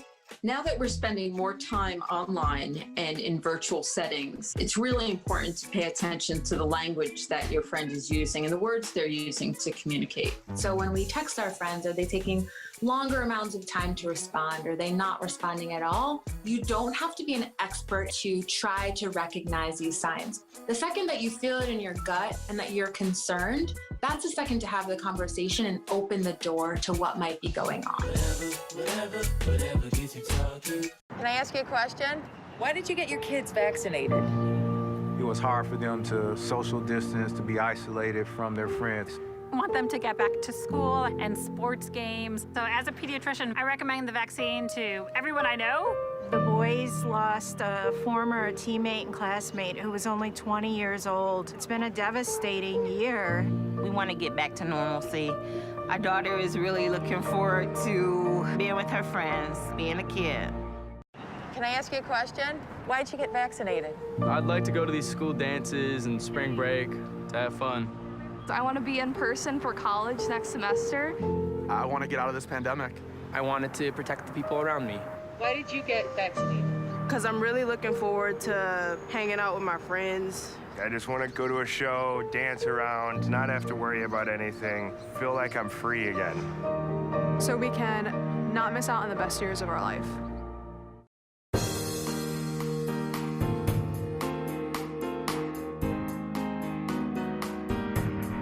Welcome back to the Oakland County Megacast. I'm Tyler Keefe alongside Erica Jones here in our studios in West Bloomfield Township. Of course, you can find us online, civiccentertv.com. Birmingham Area Municipal Access, both our TV stations on Comcast Channel 15 and AT&T Channel 99, as well as on the radio here on 89.3 Lakes FM and on 88.1 WBFH, the Biff. Now, over the course of the pandemic, we've all been through a lot, and while we've been at home, many people have been out on the front lines, keeping our communities safe from COVID-19 and treating us when we really needed their help with COVID-19 as well. And in Orion Township, there are some events going on that will be aimed at thanking those people in the upcoming months. And we are joined now on the Oakland County Megacast by Chris Barnett. He is the Township Supervisor over in Orion Township with us on the Megacast. Chris, thank you for being with us today. Tyler, thank you so much for having me. I'm excited to be here. Yeah, good to have you on the show. How are you, and how's everybody doing over in Orion Township? Well, thanks again for having me. We're doing wonderful here. Orion Township is in northern Oakland County, and we are known as the land where living is a vacation. So that's our motto, and we have a summer on deck that sort of models that motto. We have a lot of exciting things happening out here in Orion Township. So excited to chat with you a little bit about it, especially our event recognizing essential workers this Saturday. And before we get to the event coming up this Saturday to thank those essential workers in Orion Township, as we're starting to come out of this and go back to normal, in the township itself, are things starting to transition back to normal, or is it being more of a slow burn? It kind of seems to be one or the other in most of our local municipalities. Yeah, I'll say our team has been super resilient, and we served our residents all the way through the pandemic. We opened up a food pantry. We became a northern hub for the Forgotten Harvest food truck, serving our residents that were out of work and unable to purchase food. So we really worked right through things. So now that we are officially totally open back up, it's nice to see. But we were trying throughout the pandemic to provide safe ways for our residents to have recreation in our parks and our trails. So most of our staff worked straight through. So my staff might laugh a little bit to say, wait, we were closed because we were working safely, but a lot of behind the scenes stuff, but we worked right through everything here. Yeah, we jokingly asked the same questions here over at Civic Center TV. We were closed? It didn't seem like that with us. Yeah, we were hard at work. Everyone was to help serve the community. And Chris, a lot of those programs that did pop up, and a lot of those initiatives that did pop up over the pandemic, are some of them going to sustain themselves after the pandemic and be something that becomes more traditional in Orion Township? Yeah, I really think so. I mean, look, we kicked off a really fun event called Car Bingo, where we sort of we heard another community that was doing it. I don't think they ever did it, but we took the idea and ran with it. So we had people that would come to our community center and tune into an FM channel, and we broadcast the bingo numbers. We had some celebrity broadcasters. We had Dina Senefani from Fox News, who's a local Orion resident. Sheriff Bouchard called. So anyway, to answer your question, we've continued that. We actually had a summer version of Car Bingo yesterday. Our residents really enjoy it. So from the comfort of their own vehicles, they can play bingo and win prizes and things like that. So, but the big thing I think the thing we realized the most is just providing safe opportunities for our residents to have recreation. And like I said, we have 5 township parks here in the township. We have a state park, a Bald Mountain State Recreation Area, and we have the largest dog park in Oakland County, and it's a county park, Orion Oaks. So we really made a focus to make sure our parks amenities were safe and available for our residents, because even when we were shut down, a lot of our residents found solace in the fact that they could get out and have, at least get outside and enjoy recreation. We built a brand new disc golf course through the pandemic as well for people to enjoy. So I think now more than ever, it's important for local governments to figure out creative ways to interact with our citizens, the people that pay us to do our jobs, and that's what we've been doing here in Orion, trying to stay creative and on the front of that. We're joined by Chris Barnett on the Oakland County Megacast. Chris is the township supervisor over in Orion Township, and he's also with Orion Events. And Chris, what is Orion Events, and why was it created? Yeah, so again, coming out of the pandemic, we have a lot of beautiful parks here, but specifically on our campus, Civic Center Park, we built an amphitheater about a decade ago, and we've been having a lot of events out there, not much during COVID, but we really, this winter coming out of the pandemic, we're trying to think of ways that we could really provide safe, family-friendly entertainment. So we have that venue. We also have a former Boy Scouts camp that's over 100 years old that we purchased 7 years ago that has what we call the Fire Bowl. It's a gathering place around a fire pit, and there's a stage. It's a very intimate venue in the middle of the woods. And so the team at Orion Events, which is four local Metro Detroit, extremely talented people that came together. I call them like the Oceans 4 of entertainment here in Southeast Michigan. But we came together and we started meeting, and I joined them to come up with a concept to really try to bring safe, family-friendly events. So we have an action-packed summer at both of our venues, Wildwood Amphitheater here at Civic Center Park, which is on Joslin and Walden, just 3 miles north of I-75. So exit 83 off 75. Most people know where Topgolf is. That's the exit. If you just go north 3 miles, that corner at Joslin and Walden is our beautiful outdoor amphitheater that'll seat about 5,000 people. It's a hill. It's our mini Pine Knob. I know maybe I'm dating myself here, but I used to call it Pine Knob. I know we call it DTE. So that's our first venue.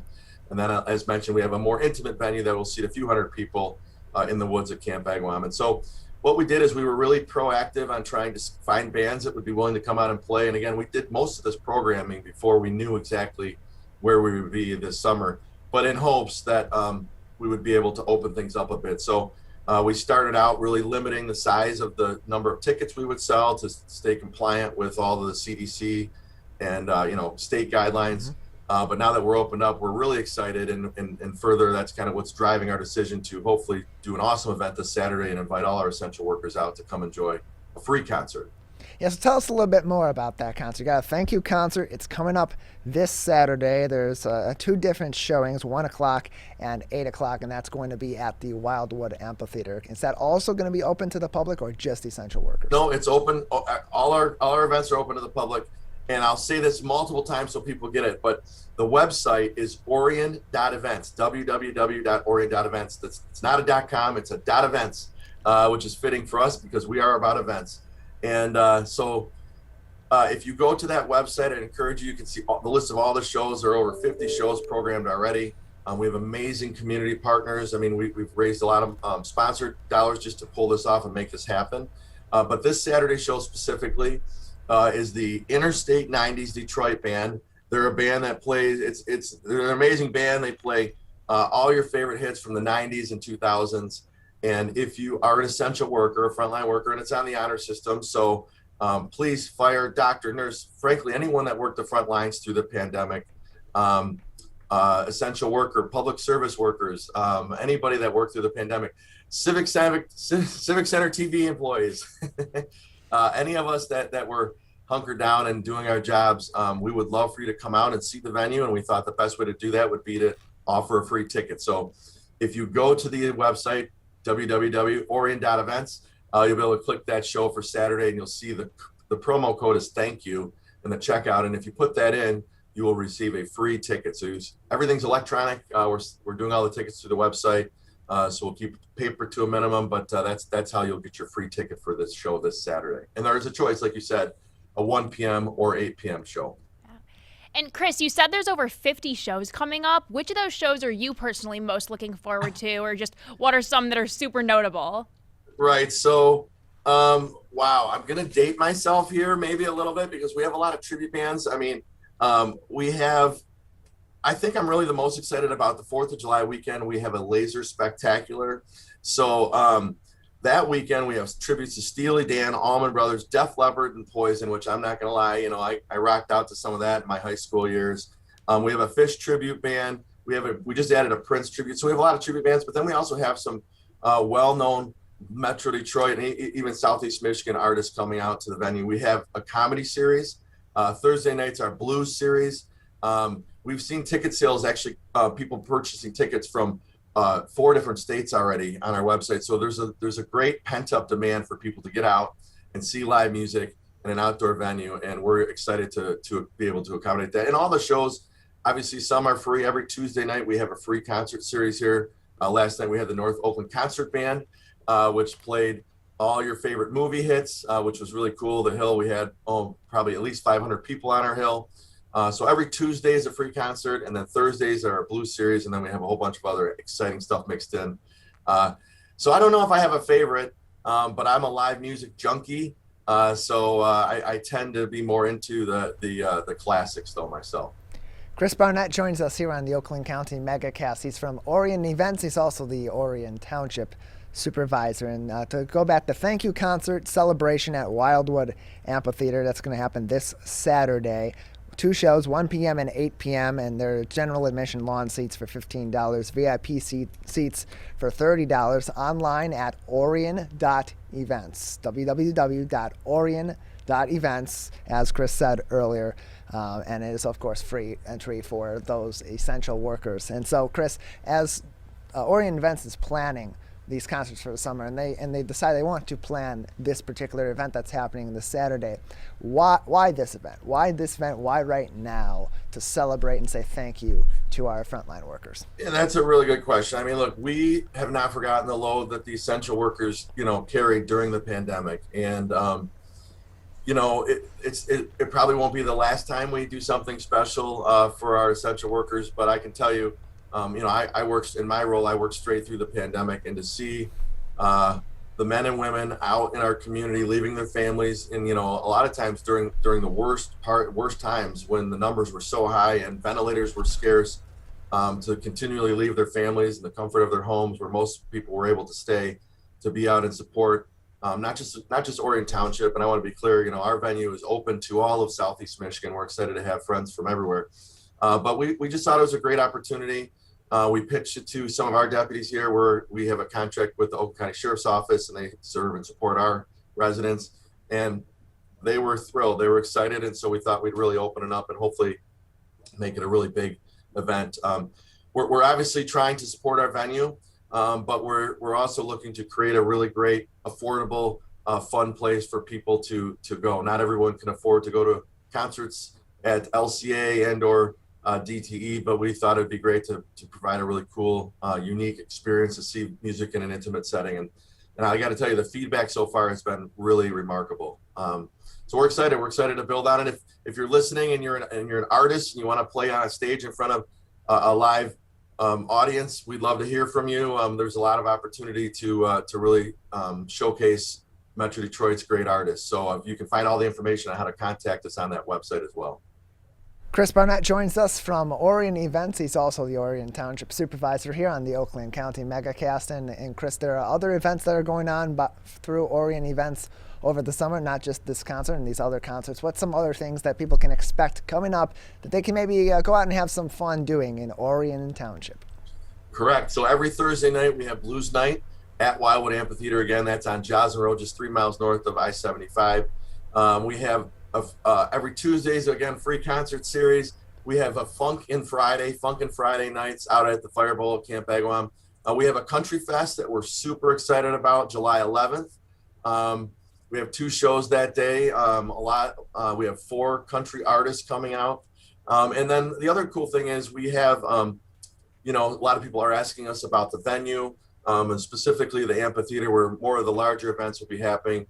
We have a full service concession stand with anything from soda to water to beer, wine, and mixed drinks. We partner with Johnny Black's Public House. They're a local restaurant that has 7 locations across Southeast Michigan.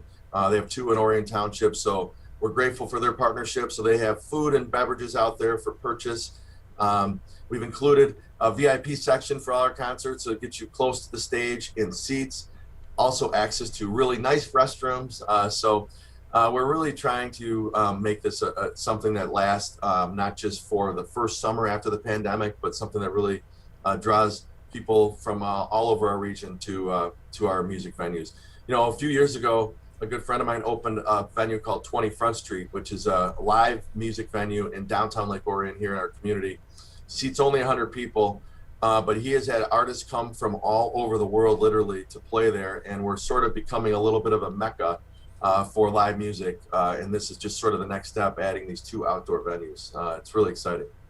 Chris Barnett joins us from Orion.Events, and he's also the township supervisor over in Orion Township. Chris, it's another minute or so with you before we have to say goodbye today. Anything else you'd like our audience to know, or any other information that would be important for them to know today?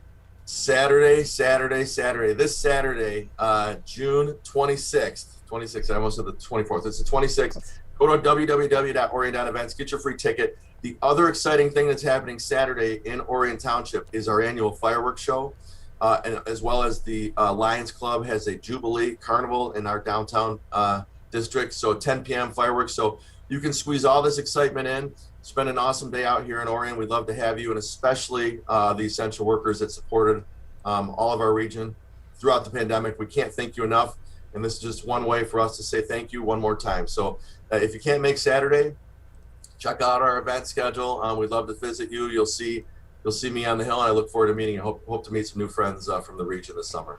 Well, Chris, we thank you very much for joining us today. I appreciate it. Thanks, Tyler and Erica, for having me. Absolutely. Chris Barnett from Orion Township and Orion.Events. They have their thank you concert celebration coming up this Saturday with performances at 1 p.m. and 8 p.m.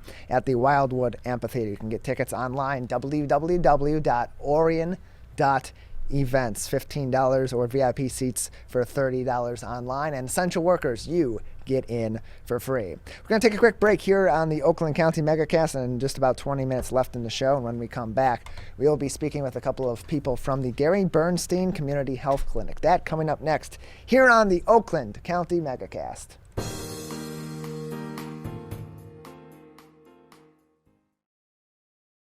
People are getting out to walk and bike in higher numbers. More vulnerable road users and higher speed traffic can be a dangerous combination. Crash severity has increased, so if you're driving, be sure to slow down and look for people. There's no need to speed. If you're biking, ride with traffic. If you're walking, avoid stepping into the road if possible.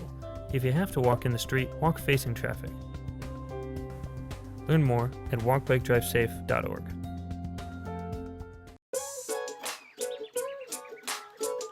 One of the things you can look for in your friends is a change in behavior. These can be big changes, they can be small changes in mood, physical appearance. They may be sleeping less or sleeping more, drinking more, or their eating patterns may be different. One big change that can be pretty obvious is change in motivation. Do they no longer want to play basketball? Do they no longer want to play video games?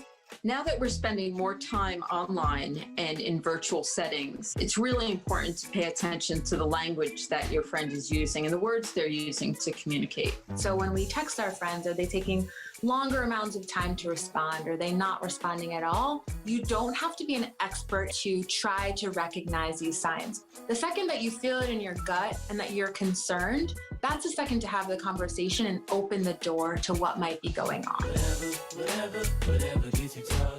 Today, it is easier than ever to join Michigan's Organ Donor Registry and help build a bridge of hope for organ, tissue, and eye donation. Just one person can potentially save or help improve the lives of up to 75 people.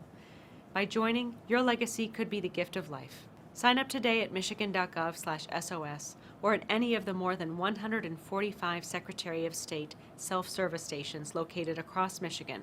Be part of Michigan's Bridge of Hope by adding your name to the Organ Donor Registry. Who is struggling right now? I am. My son is. Many are struggling with anxiety, depression, and substance use. Before it becomes a crisis, reach out to MyCal, the Michigan Crisis and Access Line for free confidential support 24/7. Available in the Upper Peninsula and Oakland County. Just call or text 1-844-44-MyCal or chat online at michigan.gov/MyCal. A message from the Michigan Department of Health and Human Services. Welcome back to the Oakland County Megacast. I'm Tyler Keefe alongside Erica Jones in our flagship studios here at Civic Center TV. We're also on Birmingham Area Municipal Access, 88.1 WBFH The Biff, on our website, civiccentertv.com, and our Facebook pages, facebook.com/civiccentertv15 and facebook.com/Lakes FM. And we are pleased to be joined as we wrap up the show today. Just about 20 minutes left in the program. We are happy to be joined by two individuals from the Gary Bernstein Community Health Clinic. On the left on your screen is Justin Brox. He is the CEO of the clinic, as well as Paula Brown, the development director, joining us now on the Megacast. Justin, Paula, thank you very much for being with us today. Thanks for having us. Appreciate having you on. And Justin, let's start off with you. He's the CEO of the Gary Bernstein Community Health Clinic. Tell us a little bit about what the clinic does and how it serves the community. So the clinic is here to serve people that don't have insurance. So we provide free medical care, free dental care, and free medications for people that don't otherwise have access to care. We do that through a large team of volunteers and through a dedicated team of donors that make sure that we have the funding and the services to be able to make sure those people have help. And that, of course, is critical during a time that we've been in, like the last 15 months plus during the COVID-19 pandemic, where there are an increased number of people just naturally that are going to be needing to seek medical treatment and may be very hesitant to go to a hospital or to go to an urgent care because of the astronomical costs of medical care. How did the clinic's impact on the community? How did your services increase? Did they increase over the course of the pandemic, and how did your organization adjust to that? They have increased, not as much as we would like. We've had to switch to a largely telemedicine platform, and now that we're starting to see some light at the end of the tunnel, we're able to switch back to some in-person appointments.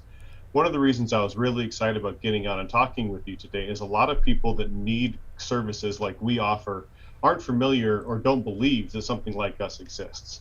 We commonly, one of the most common questions that we get is, are you really free? And we'll still have people come up and try to pay the front desk or pay the doc or pay the nurse because they don't believe that this really is a free service.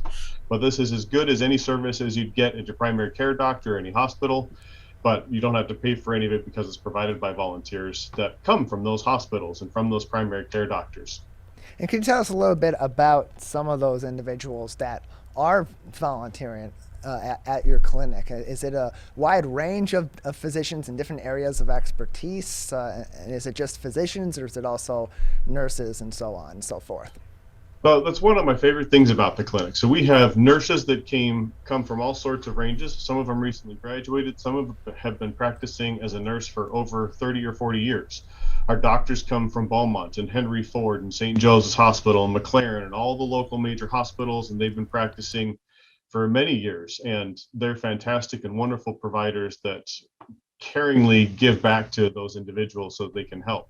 I think the thing that people find most surprising and who it is that becomes a patient at a clinic like ours. And we take care of people that have those multiple part-time jobs. So those essential workers you were just talking about that go and they're working at Wendy's and they're working at McDonald's, but neither of those jobs are giving them full-time or benefits. They need access to healthcare. And those are the types of individuals that we're taking care of. So I want to know that everyone's welcome here, and we're looking forward to helping them. So Paula, to bring you into our discussion that we're having, tell me, as the development director, what exactly do you do? I reach out to people who are interested in healthcare and want to help. And I provide avenues for them to do that, either by giving donations, by getting involved as a volunteer, by just helping us spread the word. Because as Justin just mentioned, a lot of folks don't know we're here and don't always come forward when they need the help.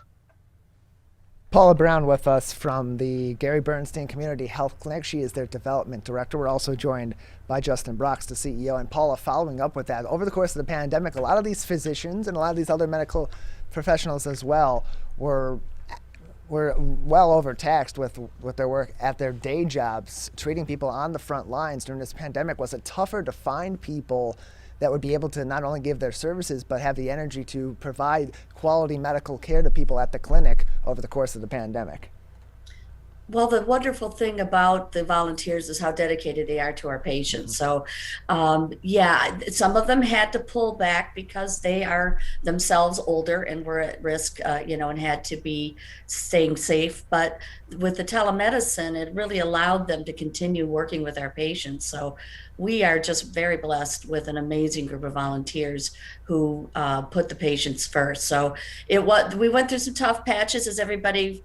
At first we all thought it was going to be 6 weeks, and then when we realized the scope of the pandemic, adjustments had to be made. But our patient population kept rising through the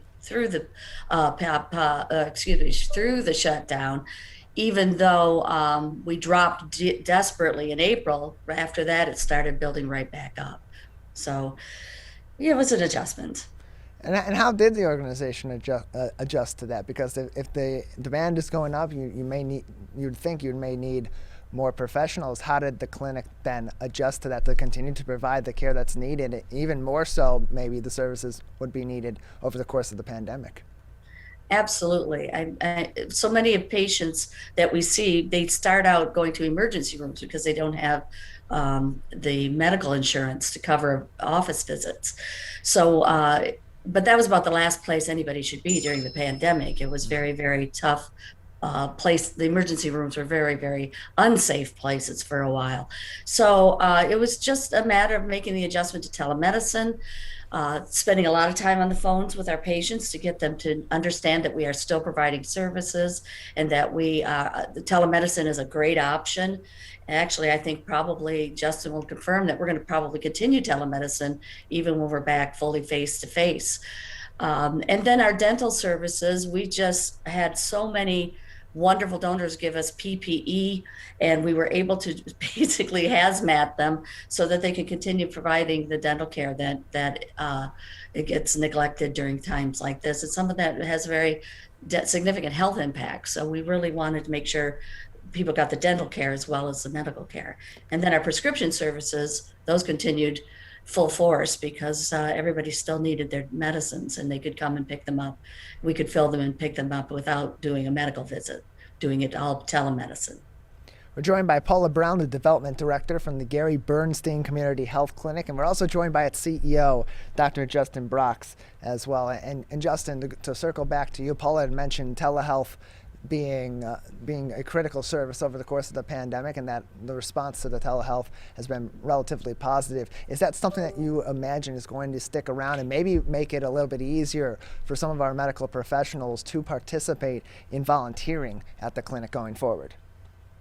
I absolutely think the telemedicine is here to stay, not only with us, but in general in the medical community.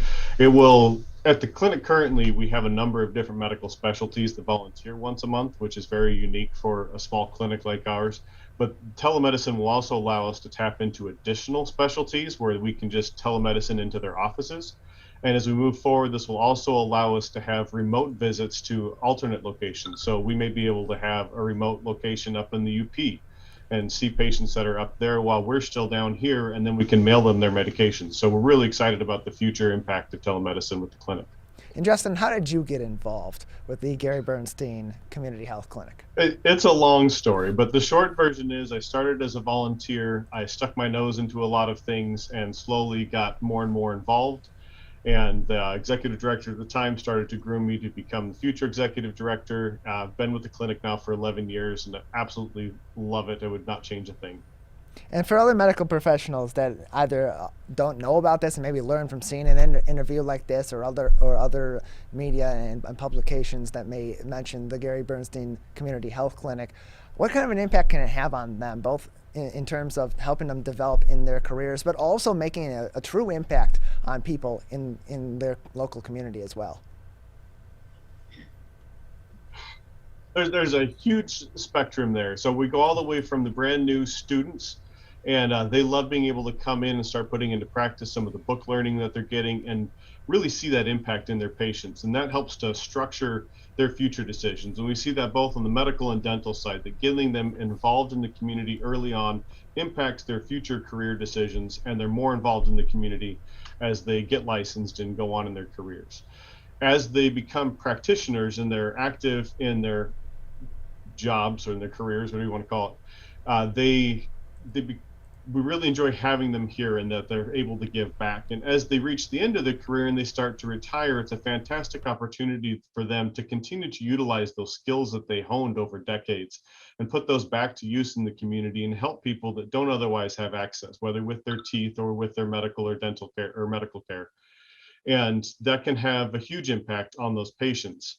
One of the jokes I like to tell people as they're coming through to tour and possibly come and volunteer for those retired people specifically, I tell them that we save marriages. A lot of people, when they get retired, they find that they don't really know what to do with that much free time. And this is a fun way for them to continue to be involved in something that they know and that they love, give back that expertise, and stay active. We're joined by Justin Brox. He is the CEO of the Gary Bernstein Community Health Clinic. We're also joined by their development director, Paula Brown. And Paula, to bring it back to you, for those medical professionals that may be interested in participating in programs such as this and having that impact on people in need in our community, how can they start the process of getting involved? Well, first go to our website, gbchc.org, and there's a lot of information about how to become a volunteer and particularly what kind of medical expertise we are looking for. The great thing about telemedicine and being part of the Bernstein Clinic is we can bring in specialists for a free clinic, to suddenly offer podiatry, for instance, or cardiology or something. We can do that because our volunteers have those kinds of backgrounds. So whatever background you have, bring it to the clinic. We really, it's just adding more help to the folks that we're serving. And Paula or Justin, I would imagine either one of you could answer this for me. For those that maybe aren't medical professionals but would also like to support the clinic, is there any way for them to provide support to the Gary Bernstein Community Health Clinic? You want me to take that, Paul? Yeah. So there's really two big ways. So we have a couple of major events that take place every year. There's always a lot of activity around those and things that people can do if they're not licensed professionals. If you have a license, obviously there's all sorts of medical things. If you're in that beginning stage of your career where you're looking at going into medicine or looking at going into pharmacy or dental, we have lots of opportunities for those as well. We can help to train you, we can get you ready and help you get exposed to that field and find out if that's really something you want to go into. We're always looking for people to come and help with our front desk and make sure that patients are able to access the clinic and get to those services. And we're constantly looking for community partners that can go out and help us to make more friends in the community and ensure that those people that need us know that we exist and are able to get here. And you have an upcoming event coming up, Justin or Paula, if you could tell us about that, the Esteemed Women of Michigan event. Can you tell us a little bit more about that? Sure. The great thing about the clinic is we are pretty much nearly 100% funded by private donations and such. So your donation is appreciated and put to good use right away. And the Esteemed Women of Michigan event, this is our 12th year, and we honor a group of women who have been nominated by past esteemed women. And they're extraordinary women who have really become inspirational figures. And we give them this award in September, and this year, September 13th. Last year, we did the event 100% virtual. We're going to do it 100% virtual this year just to be safe, but there will be a live portion of the event on September 13th where we host the honorees and toast them and premiere the video about why they're being honored. So we hope that you'll come onto our website probably by July 12th or so. We'll have that all up and running, and we hope you'll join us on September 13th. We're joined by Justin Brox, the CEO, and Paula Brown, the development director for the Gary Bernstein Community Health Clinic. And Dr. Brox, before we say goodbye today, for those that may be needing medical treatment or maybe just needing those routine checkups that they can't afford to get at their primary care physician or don't have a primary care physician, how can they seek treatment? Where are you located, and how can they get in contact with the clinic?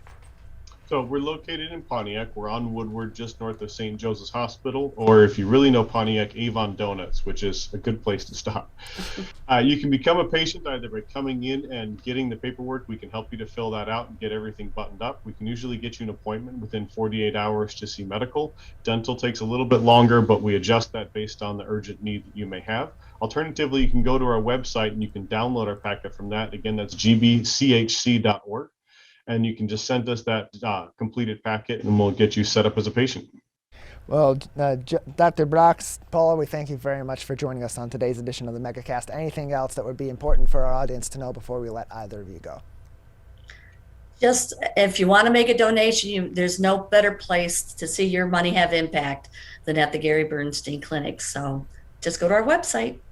Well, thank you both very much for joining us today. Thank you. Thank you.